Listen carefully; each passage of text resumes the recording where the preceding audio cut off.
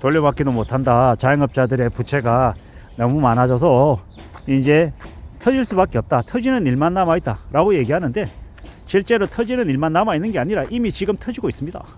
그 속도가 좀 빠르다, 좀 더디다, 뭐 이런 이제 평가가 있을 뿐인 거고, 이미 지금 무너지고 있고 몰락하고 있다라고 봐야 되겠습니다. IMF 때 주민등록 말소자, 채무불이행자가 100만 명을 넘어선 적이 있다고 하죠. 아마 2025년 지금부터 해서 이번 위기 시즌에도 신용불량자, 채무불이행자가 아마 100만을 넘어설 것 같다라는 이야기를 되게 많이 하고 있습니다. 이미 카드 연체가 41조를 넘어섰다고 합니다. 2003년인가요? 2004년인가요? 카드 대란이 있었을 때 그때 수준을 이미 넘어섰다고 하고요. 이미 우리가 너무 많이 얘기를 들어서 이제 식상합니다. 가계부채가 GDP 100%를 넘어섰다라는 이야기도 놀랍지도 않고, 정부 부채나 기업 부채도 심하다라는 얘기도 너무 많이 들어서 그러려니 합니다. 2030의 부채도 뭐 되게 심각하다. 대한민국 국민의 1인당 평균 부채가 9,500만원, 거의 1억에 육박한다, 이런 얘기를 들어도 그냥 무뎌집니다. 뭐 남들 다 빚내고 사는데 뭐 빚 한 몇 억씩은 다 있잖아, 이렇게 얘기하며 자기를 위안 삼으려 하는 이들이 빚을 진 사람들의 생각이거든요. 저도 과거에는 감당 못할 빚을 졌던 적이 있고, 그 빚 때문에 힘들어한 적도 있고요. 사기를 크게 당해가지고 또 힘들어한 적도 있고, 주식으로 손해본 적도, 부동산으로 큰 피해를 입은 적도 있고, 되게 여러 가지 일들이 있었습니다. 그때는 그 당시마다 되게 힘들었던 것 같은데, 지금은 마치 남 얘기하듯이 하고 있습니다. 왜? 지나왔기 때문에 조금의 심적인 여유가 있어서 이렇게 얘기하는 것 같습니다. 그리고 이제 가장 최근래에는 2024년 7월부터 연말까지 되게 이제 회사 사정이 안 좋아져서 되게 좀 고민과 걱정이 또 많았었거든요. 근데 또 지금은 또 그게 또 계속 걱정하다 보니 상황이 나아졌다라는 게 아니라, 그냥 그게 걱정하는 게 이제 계속되다 보니까 나름 그 상황에 또 이제 적응이 돼서 그냥 그러려니 하는 생각으로 또 바뀐 것 같습니다. 참 희한하더라고요. 마찬가지인 것 같습니다. 가계부채 아니면 이 자영업자들의 이 빚이 너무 심해서 매우 심각하다라고 사람들이 알고 있지만, 당장 뉴스에 나오는 얘기는 그냥 불황인 거예요. 그리고 자기가 직접 겪는 거는 뭐다? 경제위기이고 쇼크이고 되게 큰 충격이고요. 참 남의 이야기는 하기 좋아하잖아요. 경제가 되게 안 좋대, 어렵대 라고 얘기하지만, 진짜 그 경제가 안 좋아져서 자기가 다니고 있는 회사가 부도가 나서 일자리를 잃게 되면, 퇴직금도 못 받는 상황에 내몰리게 되면 사람들은 멘탈이 나가죠. 참 이제 그런 일들이 되게 많이 벌어지는 게 지금인 것 같습니다. 지금 이제 내가 회사를 다니고 있고 월급이 무난하게 나온다 라고 하면 정말 감사해야 되고, 퇴직금이 퇴직연금으로 해서 기금으로 잘 적립이 되어 있다, 금융권에, 그러면 좋은 회사라고 알고 있으면 될 것 같습니다. 그러지 않는 회사가 되게 많거든요. 흔히 알고 있는 중견기업이라고 생각했는데 퇴직금이 없다, 회사 망했다, 돈 없다, 이렇게 얘기하는 일도 실제로 발생합니다. 믿기 어려운 얘기지만. 그리고요, 정말 지금 상황이 안 좋다라는 걸 뉴스로는 듣지만 우리가 자세한 스토리를 잘 모르잖아요. 자세한 스토리는 모르고 이제 결론은 이제 뜨문뜨문 뉴스를 통해서 우리가 알게 됩니다. 뭐 지역에 모녀가 나쁜 선택을 했다더라, 어느 지역에 뭐 누가 발견이 됐다고 하더라, 이런 이제 뉴스들이 이제 뜨문뜨문 나옵니다. 그게 뭐겠습니까? 내몰리고 끝까지 벼랑 끝까지 갔던 사람들이 하는 나쁜 결정들인 거죠.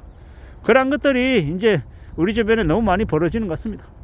한쪽에서는 연끌해 가지고 부자 되려고 욕심부렸던 이 고위직 관료, 공무원들, 관료들, 의사들, 판사들, 검사들, 경찰들, 공기업 차부장들 되게 많거든요.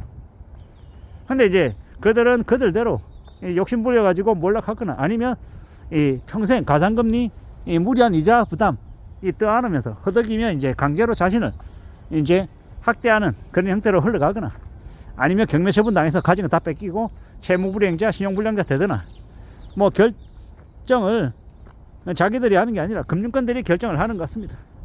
참 이제 무자비한 일들이 계속 벌어지고 있는데 좀 많이 어려운데, 그걸 잘 궁리하고 잘 생각하며 지내야 될 것 같습니다. 지금 살아가는 우리네 현실이 무진장 어렵다라는 걸 받아들이고 인정하고 대비하고 또 조심하며 살 필요가 있겠다라고 말씀을 드립니다. 정신을 좀 차리고 살아야 됩니다. 함부로 있잖아요. 까불어대고 욕심부리고 그들은 피워서도 안 되고 좀 신중하게 좀 차분하게 뭔가를 판단하고 봐야 될 것 같습니다. 앞으로 아마 2년 3년 지나면요 사람들이 부동산에 붙자도 안 끊을 겁니다. 왜? 부동산 얘기해보면 다 손해봤다 그러고 다 마이너스라 그러고 다 머리 아프니까 아무 소리 안 할 거라는 겁니다. 정신 바짝 차리고 살아가야 됩니다. 위험한 세상에 언제 어떻게 잡아먹힐지 모르는데 함부로 나불나불거리고 입 나불나불거리고 함부로 아무렇게나 이렇게 남 험담 쓰고 이러면 큰일 난다라는 겁니다. 정말로 조심 또 조심하며 살아야 됩니다. 말도 함부로 하면 안 되고 글도 함부로 쓰면 안 되고 함부로 행동하면 안 된다라는 겁니다. 여차하면 범죄자 되기 십상인 게 지금의 시대입니다. 어떤 식으로든 건수 만들어 가지고 고발하고 고소해 가지고 합의금 뜯어내고 돈 벌어 먹겠다고 나서는 이 정신 나간 것들이 되게 많습니다. 진짜 실제 피해를 입어서 합의금 아니면은 피해 회복을 위해서 얘기하는 사람도 있겠지만 이제 워낙 세상이 험해지다 보니까는 그러한 것들을 돈벌이 수단으로 자기 생계를 이용해서 하는 전문 헌터들이 나올 지경이다라고 하니 말 다 한 거죠.